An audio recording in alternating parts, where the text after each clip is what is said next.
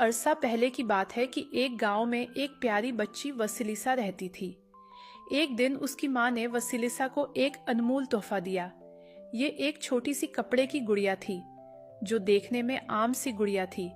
साथ ही उसकी माँ ने उसे एक नसीहत भी की। वसीलिसा, इस गुड़िया का खास ख्याल रखना। हर रात इसे दूध और बिस्किट खिलाना। जब तक तुम ऐसा करती रहोगी, तब तक ये गुड़िया हर परेशानी में तुम्हारी मदद करती रहेगी। वसिलिसा ने अपनी माँ की बात पर अमल किया। वो हर रात इस गुड़िया को सोने से पहले दूध और बिस्किट खाने के लिए दिया करती थी। कुछ अरसे बाद वसलीसा की माँ शदीद बीमार हुई और इसी बीमारी के सबब वो दुनिया से रुखसत हो गई। माँ की वफात के बाद वसलीसा के वालिद को उसकी परवरिश की फिक्र लाहक होने लगी। चुनांचा उसने दोबारा शादी करने का फैसला किया। बाप की दूसरी बीवी की पहले से ही अपनी भी दो बेटियां थीं। हकीकत ये है कि वो वसिलसा से सख्त हसद करती थीं और उससे दिल से नफरत करती थीं। जब तक वासिलिसा का वालिद घर में मौजूद रहता था, सूतीली माँ और बहनें जाहिर करती थीं कि वो वसिलिसा को पसंद करती हैं।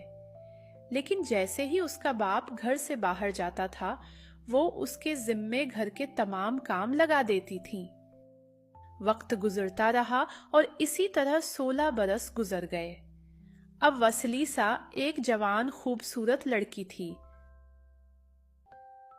बेटा, मुझे 1 महीने के लिए काम के सिलसिले में जाना होगा। अपना ख्याल रखना।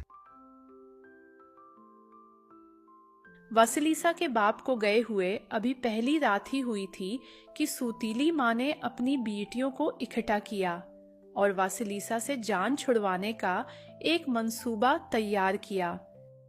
वसिलिसा, जंगल में बाबा यागा की झोंपड़ी में जाओ और रोशनी के लिए कुछ चिराग लेकर आओ। उस रात भी वसलाइसा ने जाने से पहले अपनी गुड़िया को खाने के लिए दूध और बिस्किट दिए। फिर कुछ देर के लिए उसके पास बैठ गई और बोली, ए छोटी गुड़िया, मेरी माँ ने मुझे बताया था, अगर मैं तुम्हें खाना खिलाऊं और तुम्हारी देखभाल करूं, तो तुम मेरे मुश्किल वक्त में मेरी मदद करोगी।